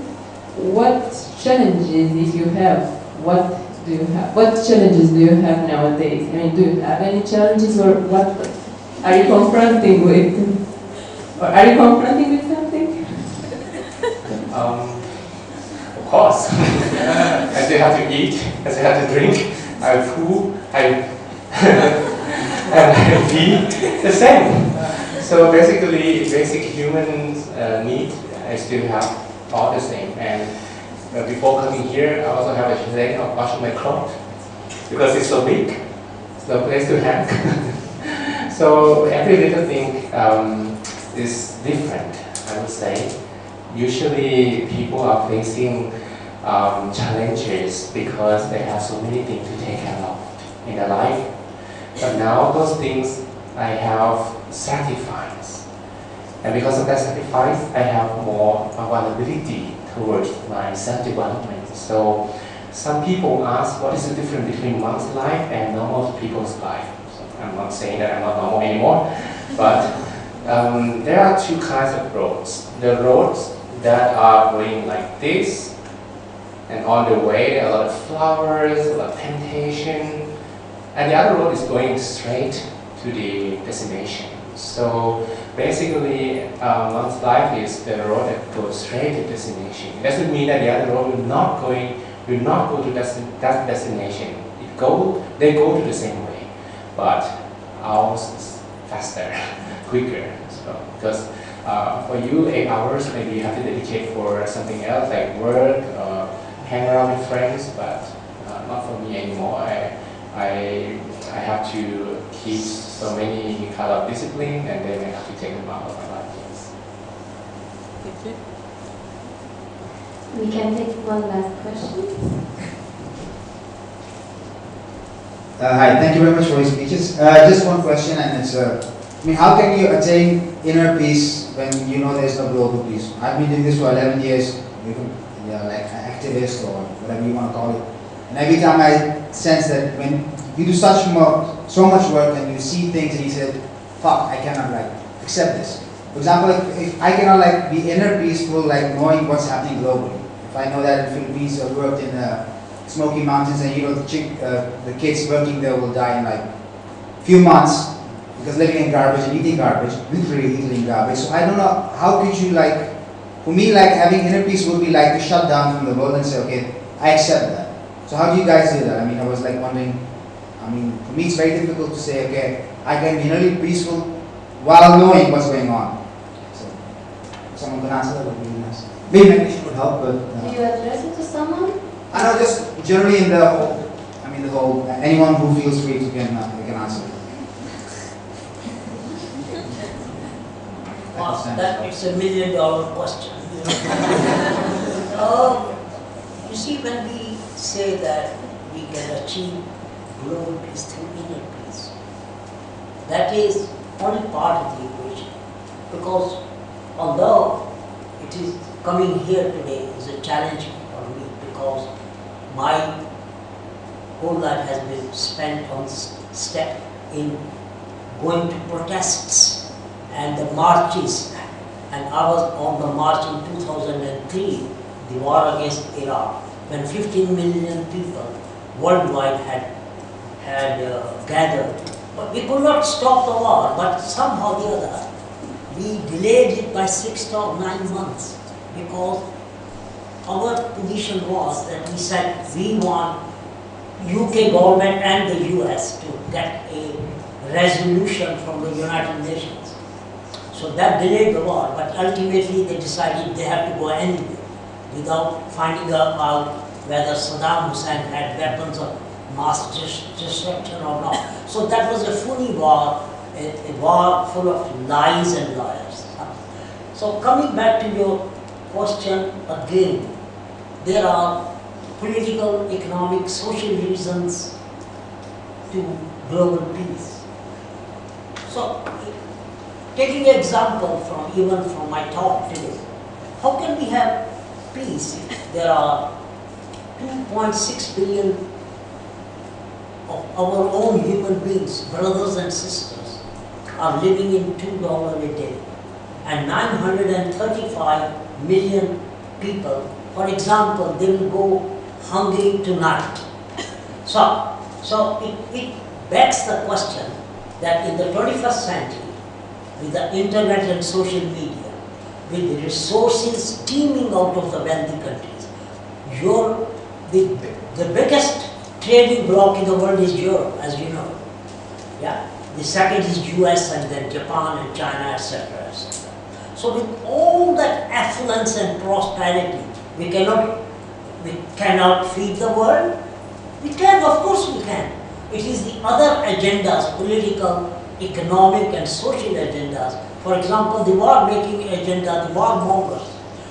These agendas come in and do not let us do what we wish to do. So all those agendas are along with the inner peace. So by just doing inner peace, we are in a way going towards world peace. Because if we are a peaceful human being, we will not, even if we are powerless, we will not allow whichever country we are living, our government to buy more militaries, more jets, more fighters, and pursue an agenda of war all around the world. So sometimes we as citizens feel powerless, but honestly, most of the changes in the world have come. Even the abolition of slavery. Hundreds of examples are here that we in India won, or my forefathers won independence with the British, the might of the British. We challenged them without any weapons, and we won the fight with them. Yeah. So sometimes we think that we are powerless. Not at all. We as citizens are the most powerful thing going in the world. You know what happened when the 2003 war was going on? Yeah. The New York Times reported on that Iraq demonstration, which was 15 to 20 million around the world. And they said, today a new superpower has born. That was how the New York Times reported the march, and I was very proud to be in that march. Me and my wife Shanti, which is sitting there. We were in that march. So let's not think we are powerless, and let's not think we cannot achieve global peace. Of course we can. We just have to make ourselves in a majority from minority. Yeah. When you've got 25 million soldiers worldwide, I don't think we have got 25 million peace activists. Not at all. So, and they have got the resources because the soldiers and their higher-ups are getting $100 to $2,000 a year salaries. We peace activists don't get any salary. We have to work. I all my life has worked. I've got a business, a clothing business. I pay my bills through there, and today I'm here to fulfill my passion for this in this conference. Thank you very much.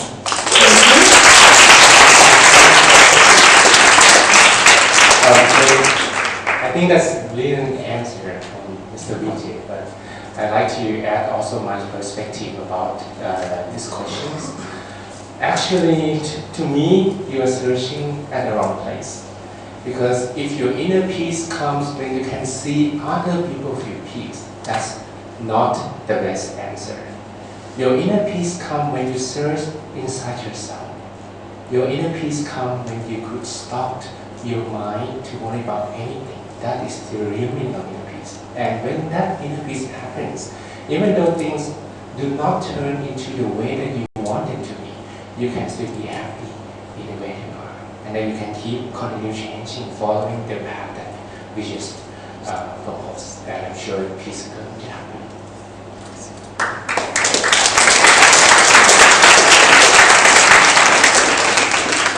Thank you very much for all the questions. And now let me just wrap up all our discussion.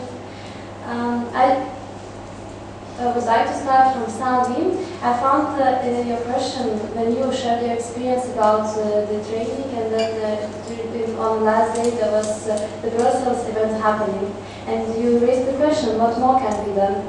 I felt the same, very similar experience, because just the next day I was in a conference in Paris, not in Paris but in France, and we were talking about these things, how these events will affect Europe, and there was one participant who was during those bombings, so he might have not been there with us.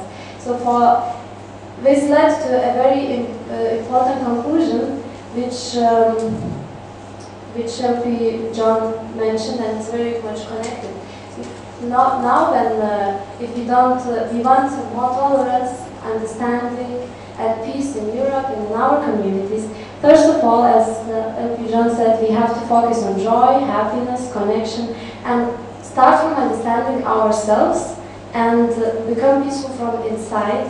And once we are open and we know each other, ourselves, we can share our peace with our people, because normally we are afraid of others because we don't know others.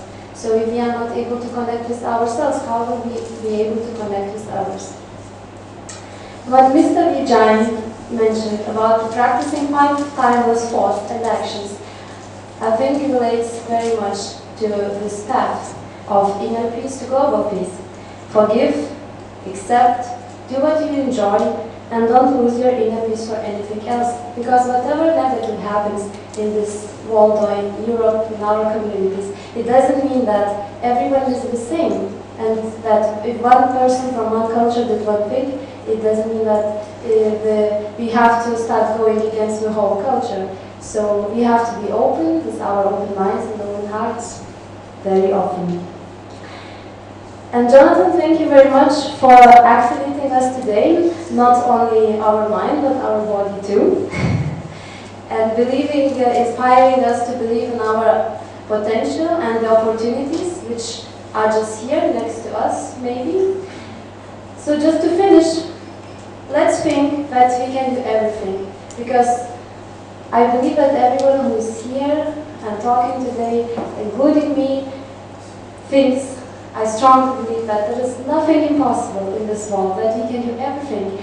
And that doesn't matter that there is still a lot of violence going on, because we can change it.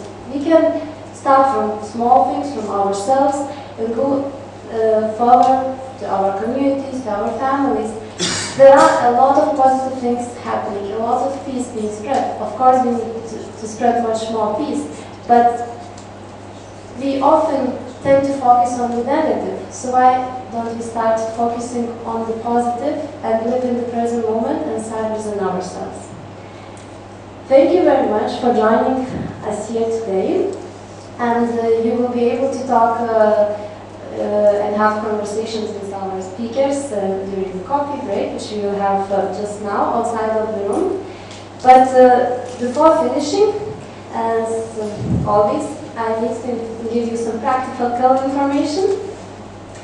So first of all, after the coffee break, you will go into workshops. You have signed for the workshops, and the list of the workshops with your names are placed on the wall just outside of the room. So just for you to understand where every workshop will happen. The Good to Know workshop by Yellow Ulanskate will take place in the Nordic room, which is in the ground floor, the same as the reception. The Art of Hosting in Peace building will take place in room B. The embodying time will take place in room C, and meditation on the dance floor will happen here. The workshops will start at 5:30. We will try at least. And every day we will ask you can I ask you just for a moment of patience? No? Thank you. Every day in the morning we will place lists for the day's workshops, so please check your name. And for the ones who haven't signed, please sign it. In every workshop we can have a maximum number of 30 people, so if you see that there are 30 people who signed up, please choose the number workshop. Okay, for the intercultural evening, the people who brought food, there are fridge here, just on this floor, and also on the ground floor, so you can put your food in the fridge. And when you leave the room now, our badges finally arrived. With some delay, but they arrived. So we placed them by the entrance of the room, and you can look and find your name and take your badge. And two more things. For this European Peace Summit, we have used two hashtags. So if you want to tweet, you can use the EPS Live 2016 and EU Peace 2016. But all the social media things and hashtags are also placed in different places in the room. So we encourage you to share this information and beautiful messages which our speakers and trainers share with the rest of Europe and the world. And finally, about meditations tomorrow and during the rest of the days. As you could see in the program, there are two meditations happening simultaneously. So one will be guided by LP John in room A, and each day we will have a meditation guided by one of our meditation trainers, or two of our meditation trainers, and we will also give you a short workshop. So for example, tomorrow, if you want to go to a meditation trainer led by our meditation, to a meditation led by our meditation trainer, the workshop will be on introducing meditation, its benefits, and meditation technique. On Tuesday, we will have a workshop focused on stress management, and on the last day, we will have a meditation focused more on self-empowerment, and but I will also continue announcing these things, so don't worry, you don't need to remember it all here now. That's it. Thank you very much for joining, and enjoy your coffee break.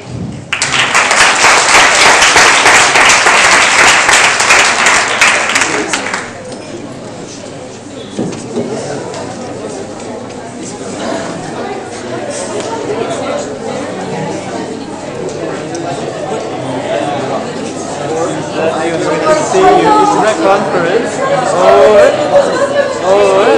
to I know! I have to come in.